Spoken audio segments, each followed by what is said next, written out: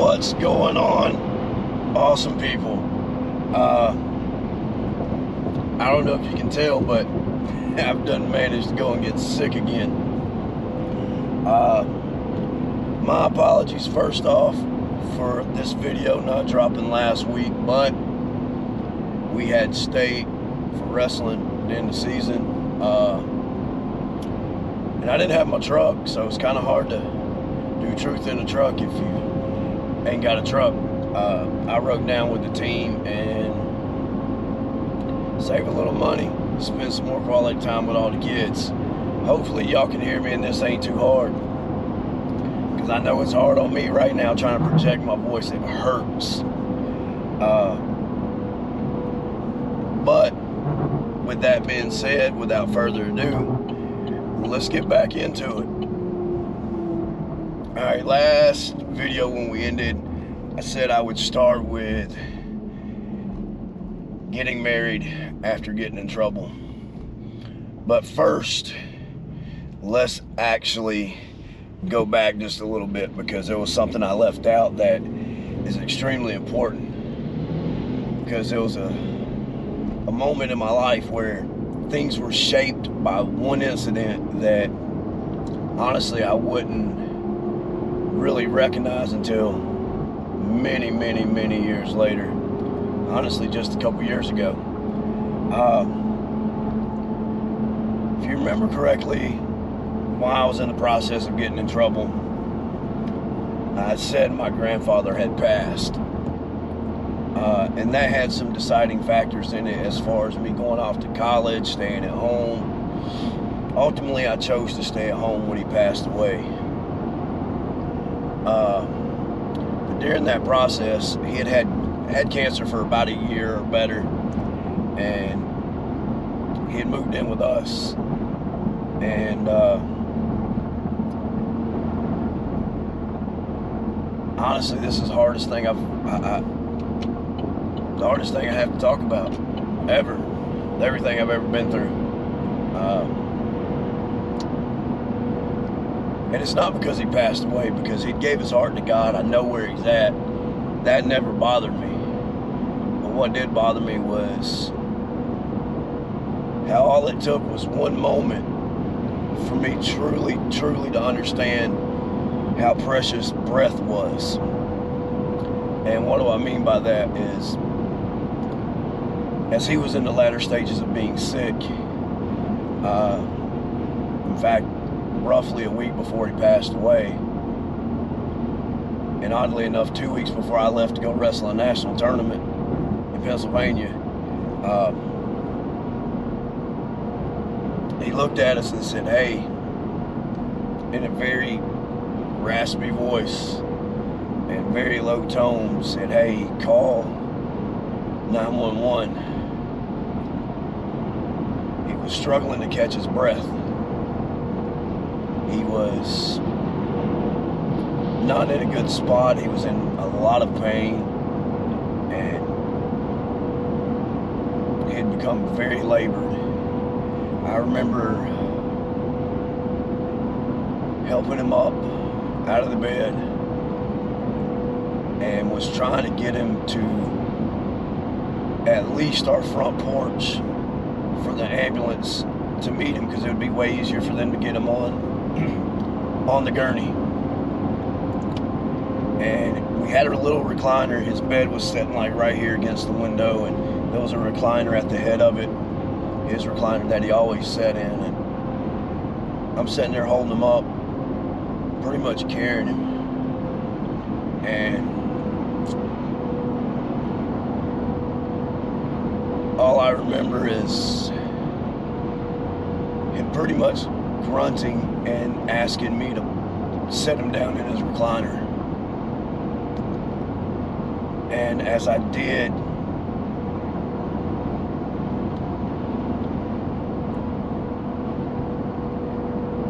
he kind of patted me on the head a little bit and took his last breath.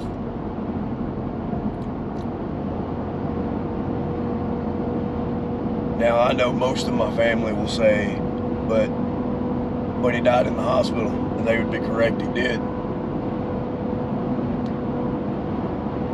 But at that moment, in that chair, right before the EMTs walked in, he took his very last breath unassisted. From that point on, it was chest compressions, oxygen tubes, and a ventilator. And the reason I bring that up and had to go back to it was, although I did continue to get in a little more trouble, I looked at life a lot differently, the same way I do now. You know, life is fleeting, those moments come and those go. But, and I've seen a lot of death in my life, don't get me wrong, I mean, I truly have. Whether it's car wrecks or suicide or cancer, whatever. Honestly, I've had a ton of loss in my life. But that one moment changed so many things just because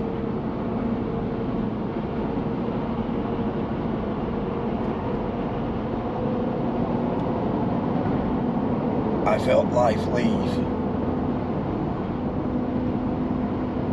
And you know, I'm really good at compressing things and pushing them to a box in my brain that's hard to get to. Really hard to get to. It's a good thing. It's a bad thing. Let's be honest. You know, the truth of the matter is, I never really, let me rephrase that. Only 2 times in my life did I ever really grasp that concept of how our body is filled with breath and how it leaves. You know, when my children were born, I watched all 3 of them take their first breath.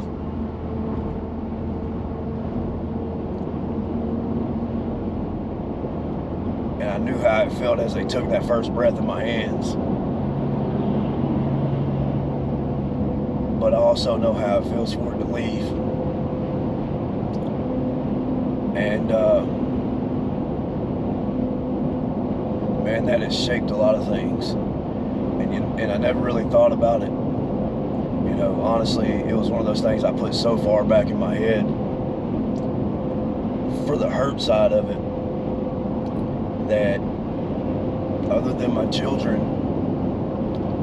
the only person until recently, within the last year or 2, ever knew that that had happened. And you know, it took me a couple years to open up to Tony about it. You know, outside of the kids, she was the only other person to know until 2 years ago when I was talking to my cousin and some things were said and I just laid it out.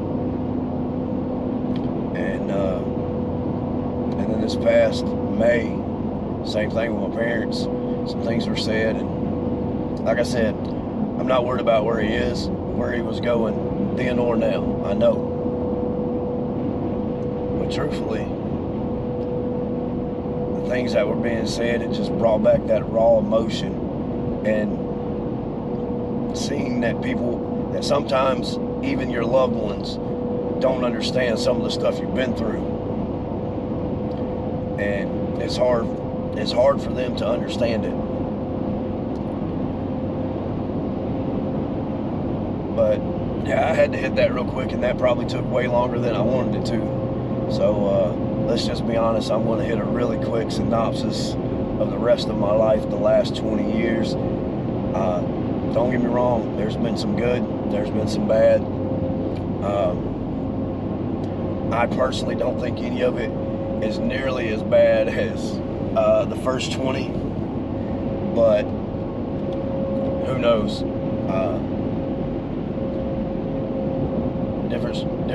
You know, different strokes for different folks, I guess.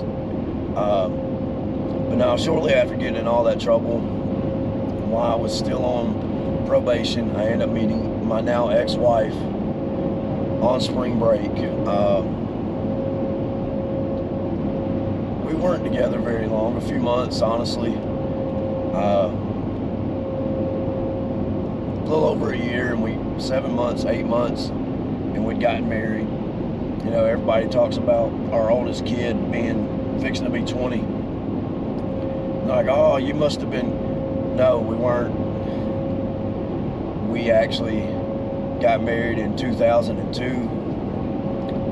and our first child was born in 2003. So for everybody that's always wondered, no, we were not pregnant before we got married. That was not why we got married quick. We did get married kind of quick. At that time, my dad had some health issues, and honestly, as rough as it was, losing my grandpa, and then dad going through health issues, we kind of rushed getting married, in hindsight. You know, and like I said in last week's video, honestly, meeting her, although it didn't work out, it was fine. You know, there was some time where that was tough, but honestly, it was for the better. You know, she's happy where she's at. I'm extremely happy where I'm at in life. But most importantly, we got 3 absolutely amazing children out of it. And I'm starting to feel old because of it. I got a 19-year-old fixing to be 20, a 17-year-old fixing to be 18, and actually Monday, I do believe it is, Monday or Tuesday, my son turns 16, my youngest. You know, and raising kids have been amazing. It's been challenging, and we've been through a lot together. You know, unfortunately, the kids have to go through a divorce. Me and their mother. I will not get into that a whole lot. We've done a really good job, in my opinion, of co-parenting. Do we get along all the time? No. Do we agree all the time? No. But the one thing we absolutely do is we do our absolute best to put the kids first and make sure we make the right decisions that benefits them. Now, that has changed a little bit as they've gotten older, and obviously we've gotten older as well. Now we do sometimes put ourselves first, which is what you got to do as a parent. You know, at the end of the day, your job as a parent is 100% to take care of your children. But let me give you a piece of advice for you husbands and your wives. Don't put your children before your marriage. Make sure your children are taken care of. But don't ever put them before your marriage. Because one day, like I've told my kids time and time again, as much as I love them, they're going to grow up and they're going to go away. And you're going to be left with an empty house and a partner that you don't know anything about if all you ever do is put your kids first. Take that time, put your spouse together first. Take that time, make sure y'all are doing things as a couple, and you're taking care of each other. You know, and honestly, I can say that is a life lesson I learned. I'm a hard worker, always have been. When I set out to do something, I put my mind to it and I go do it. And that's probably what killed my marriage in a lot of ways. You know, that and going to the gym and just, you know, I never did nothing wrong, but it was a lot of little things that I wasn't getting right. That has taught me a great deal about where I'm at in my life now. During that process, we moved a few times. Loud car next to me. We went through a lot. You know, went through my dad breaking his neck, not being able to work anymore for a long time, to filing bankruptcy because I made a choice ultimately to move back home and help my dad and my mom. lost my longtime mentor from church, and probably the second hardest thing I've ever had to do was preach her funeral, because that's what she asked me to do.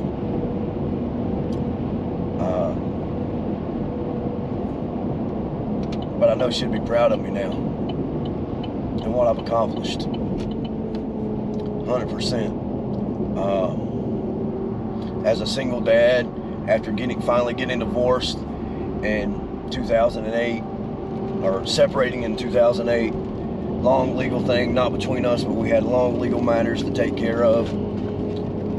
Took us 8 years to get divorced. We actually got divorced in 2016. Long story. Let's just say there's a lot of legal stuff we were both well aware of with situations in America, and we both know how to deal with it firsthand because we've had to. I'll leave it at that. But we did separate, and for a long time as a single dad, had the kids for a few years by myself, where they excuse me, they were going to visit their mom while I worked, and etc. I took care of them full time with a little help from my mom, getting them on and off the bus kind of thing while I was at work. But I also managed to put myself through massage therapy school during that time, while working full time and raising 3 kids. And me and their mother, we have 50-50 custody. Sometime in 2012, 2013, they did go back to live with their mom on a regular basis rather than with me, because just work. I actually went to work at night shift after the economy decided to go, because my day shift job wasn't doing it. I didn't feel right letting my mom be the one to take care of them full time. So, and it just worked out. They were at, like 3rd grade, 1st grade, and getting ready to start kindergarten. So, it done them good, and they were in a good spot. And we've managed to make things work back and forth.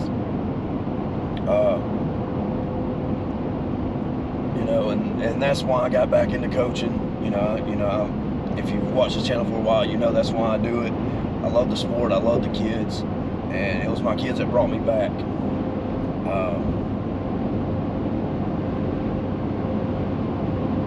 And then, 2015, 2016, and then 2018 was a little rough because I went through some injuries. Had my gallbladder taken out in, I think, 2015, late 2014, early 2015. Blew my knee out in 2016. Had it fixed in 2017. Finally got healed. Got back on the mat. Blew my neck out. Had surgery in 2018 on it. But during all that, I met my wife that I absolutely adore and treasure, that is my greatest support system. It doesn't matter what crazy idea I come up with, and I come up with a ton, just ask her. She'll support me, she'll stand behind me. She puts up with a lot of long hours working, a lot of nights gone coaching. She puts up with us doing this YouTube channel. She puts up with me, and I couldn't ask for anybody better. She don't ask for much, just like I don't. We have each other, and that's one of the most important things. It's funny, our first date was at a gym. We met through a friend, mutual friend. Ended up meeting for our first date and going to the gym together. And we've been together ever since. And I can honestly say, knock on wood, we've never had a legitimate Like, I mean, a legitimate argument. We've had our disagreements, yes. We've never yelled at each other. We've never had that. And I think that's number one, because of God, straight up. But number two, it's because we both learned from our previous marriages the things that we should do, the things we shouldn't do, the things we should be careful of. It's a learning lesson. You know, like I said, this is a synopsis of my life of the last 20 years, very quick, and I promise you, I've missed several things, I know. But I've been through a lot, I've done a lot. I've been at the highest of highs, I've been at the lowest of lows. I've been built up, broke down. I've had to rebuild from absolutely nothing and start over again. But through it all, I have an amazing family. I have 3 amazing kids. I have an absolutely outstanding and an amazing wife. An amazing church family. An amazing wrestling family. I'm surrounded by people that love me and support me. And I've been through hell in my life. A lot of it. I've lost a lot, I've gained a lot. I've learned a ton. And I just want y'all to understand, and I want you to know that even though we're going to end this here in a minute, if you have questions, don't be afraid to ask me. Because I'm telling you, I've been through it. There's not a whole lot that I haven't done. There's not a whole lot that I haven't been through. Been a truck driver most of my life. I've seen a lot. I've been around sports my entire life. I've seen a lot. I've been to jail. I've seen it. Gotten out. I've seen it. I've been a bail recovery agent. I've done it. I've coached. I've officiated. I've been a pastor. I've preached. Both life and death. I've been around life and death. Been through love and heartbreak and love again. Financials, ups and downs. So if you got a question and you're going through it and you're struggling and going, how can you do this? How do I get through this? Drop a comment, leave me an email, or just email me. We'll have a conversation. If you want to go back and look through a couple videos, my phone number's in one of them. Dig it up, shoot me a text message. That's what we're here for. Help one another. That's what God put me here for. That's what God put on mine and Tony's heart when we started this, was to be a light to those that struggle and understood that you can be in the darkest of dark places and still find light. And from the old rugged cross to a dark tomb, to a young man that is now tatted and bearded and looks as burly as they come, Jesus has instilled a heart in me that would do almost anything to help somebody. So as we start getting back to normal, as far as the YouTube channel goes, now that wrestling season's over, understand this is my life story and my testimony. And through God, I've overcome every bit of it. And I give God all the glory for it, through and through. So if you have questions, ask me. As far as what's the next adventure is, I don't know. But I can tell you this, I am working on adding a series to this, and we talked about leaving truth in the truck. And we're going to change it up a little bit. It's going to be conversations on the tailgate.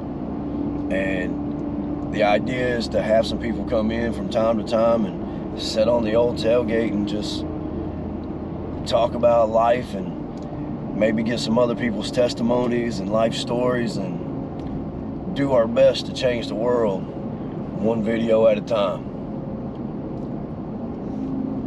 Very least, maybe we help somebody out. But anyway, folks, that is going to do it for me on my life story. Obviously, if you've hung out this long, do us a favor. Hit the subscribe button, hit the thumbs up button, hit the notification bell, leave us a comment. Come back for the next one. See what we get into. But I'm going to love you, and I'm going to leave you right here. And remember, God loves you. Myself and Tony love you. And if you can't hug somebody, at least smile and wave, because you really never know whose life it could change. We'll see y'all on the next one.